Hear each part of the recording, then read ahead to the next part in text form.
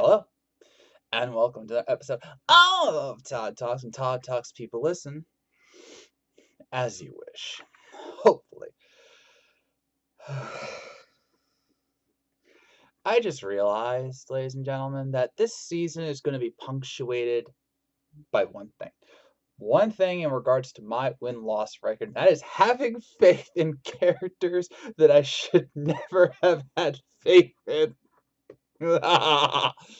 Because yes, ladies and gentlemen, the battle between Madara and Aizen has finally been settled, and Aizen lost. I went out, to quote my preview video, I went out on that branch, and the branch snapped under the weight of my failure. Yes, but yes, Madara Aizen is out, and it was a good fight, even though my pick lost. I'm still in the win column for this season. I had a streak that I was able to piggy enough off of that I could win, and I cheated on one of them. So I still count that Macho Man win as a win for me because I said if it was a real fight, then Macho Man would lose. So anyway. I was really hoping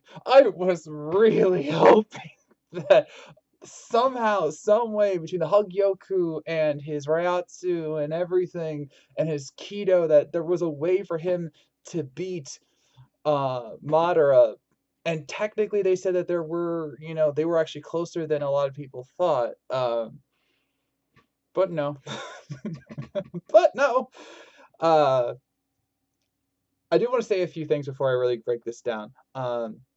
The first is that for the first time ever, because I was so invested in the potential for an Aizen win, I read the entire G1 prediction blog. A shout out to all you G1 people. You are heroes and gods amongst men and women. I read the entire blog to see what they would say about their feats and their powers because they dove so much farther than I could have. I mean, they were citing like every spell, every jutsu, and the powers that they had, and that was pretty awesome. And a couple of them said that Aizen could or would win. The majority, I think it was like 4-2 Madara, but the fact that there were two people in the G1 blog that thought that Aizen could win was awesome to me. So yeah, I was very much hopeful. And then they did the breakdown, and I was hopeful. And then they did like what I thought was the final kill move, and I was hopeful. And then I saw the Genjutsu eyes, and then I got suck.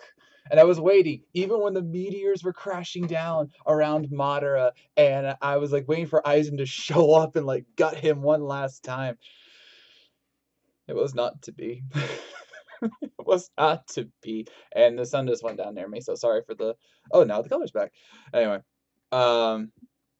yeah. This one's gonna hurt for a while because I really thought. I mean, I spent like 2 hours researching Madara Aizen. I know that means nothing in the comparison of Death Battle in the G1 blog, but for me, I usually spend maybe about 30 minutes on each character and have a decent enough idea of who wins. But with this one, I went deeper because I wanted to know myself if Madara could lose to Aizen, and I thought he could. I was wrong. So yeah, and I will note that the G1 blog, and this is not an insult, but it's just how Death Battle came to be, was actually wrong about certain things. Because after reading their blog, there were certain things that they said would be the deciding factor in the fight, and they honestly weren't. All right? Like, for example, multiple people said that the real deciding factor would be Madara's wood clones and his limbo clones, the wood clones and the limbo clones, because technically they all had the same power as Madara. Aizen could not apparently see the limbo clones, so they thought he could sense them, which I'll get to in a second. But so Madara would be overpowering him just by outnumbering him, and thus Aizen would lose. Death Battle didn't really talk about that. They did use the limbo clones. They barely talked about. I don't think they talked about the wood clones at all, and that wasn't a factor in their fight. Second, I saw multiple people in the G1 blog say that the truth-seeking orbs would not work on Aizen. Like they were saying it would not work. And I remember one of them saying that Madara trying to steal his soul would not work, and yet they cited that as a reason that Madara would win. A few people did say that Aizen's illusions would not work on Madara. Some did, though. Some did say they would work, and they cited Orochimaru had a illusionary tactic that was very similar to Aizen's, and Sasuke could break out of it. So if Sasuke could break out of it, then why not Madara? So there was a lot of kind of conflicting information, and this one's already being heavily debated because there's some people saying that Death Battle's straight up screwed up. I don't know if I believe that, but it's something.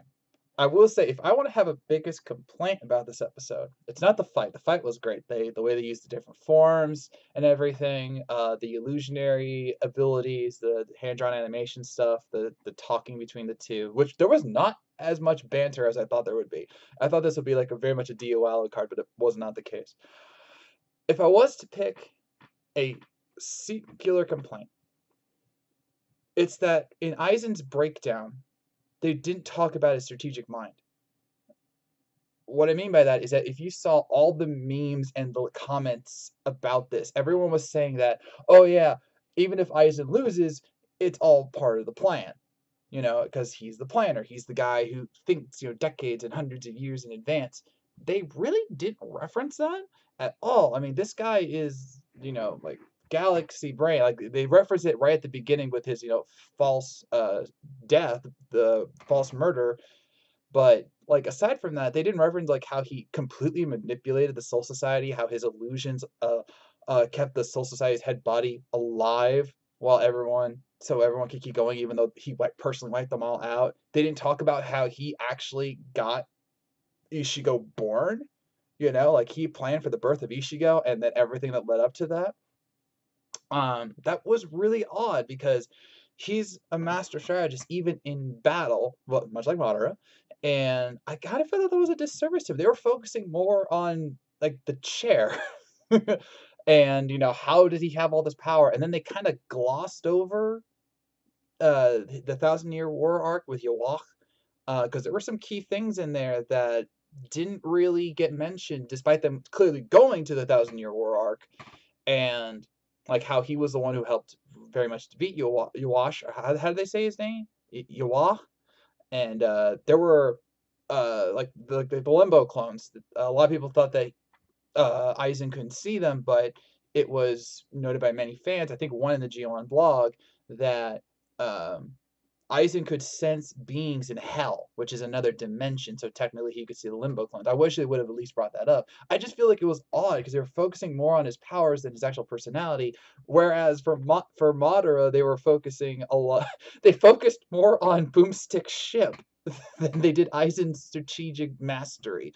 So that was a bit odd for me. But if that's my biggest complaint, then that shows how good Death Battle is. Yes, I'm still sad that Aizen lost, obviously. The battle was good, their use of sprites. I heard people still complaining about the sprites. I don't know why. The use of the powers, the abilities, the illusion feats and everything. And I really thought Aizen won when he did the know your place bit.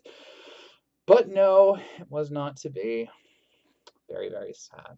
And I know this is going to be so heavily debated, like post-match, which we're now in, because there are some Aizen fans who are not gonna be happy, and I very much look forward to the Q&A, which I believe will be not this week's Death Battle, or Death Battle Cats, but next week's, because they're finishing up the Serial Battle Royal. While I watch last week's episode, Chad almost had an aneurysm. It was hilarious. Not that he had an aneurysm, but how angry he got because he totally got screwed. And it showed how angry he was. I've never seen Chad that animated before. It was crazy. So yeah, I'm very interested in that Q&A because they've got a lot of explaining to do because there was a lot of fans, including some of the G1 blog, who pointed out certain things that Death Battle either didn't mention or kind of contradicted, but based on what they said. So yeah, this is gonna be a very interesting one. Which brings us to the season finale.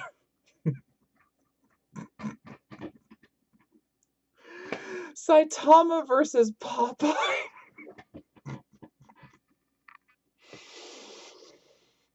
Saitama versus Popeye. We're gonna end the 10th anniversary season episode with Saitama versus Hawk versus Pop. I was saying Hawkeye. That would be a matchup versus Popeye.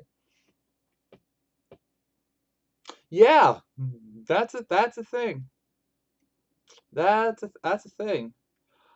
I am not really sure how I feel about this. Like, seriously, I do not know how I feel about this being the final death battle of the season. Um, it's it's crazy. It's insane. You, in regards to One Punch Man, you could argue it's a bit premature, but yeah, this is apparently happening. This is how they're ending the season, and I know a lot of people aren't going to be happy because they wanted Galactus Unicron. In my prediction for this season in general, said that Galactus Unicron was likely going to happen based on things I said. Apparently not. So yeah, you're definitely gonna have to wait for my prediction video on that. Woo. And with that hilarious note, we are ending this episode of Todd Talk. What did you think of Madara Aizen? And remember, I know how many of you said were with me that Aizen was gonna win. I have your comments. I know many of you were with me, and we were all wrong. So, or most of us were wrong. So yeah, let me know what you thought of the fight. Do you disagree with some of what Death Battle said about how Aizen would lose and all that? And let me know in the comments below. And of course, what do you think about Saitama Popeye? I can't say that in a straight face. Saitama Popeye. Woo! Let me know in the comments below. So I thank you for watching. You've made it as far. I know you were listening, and I'll see you around.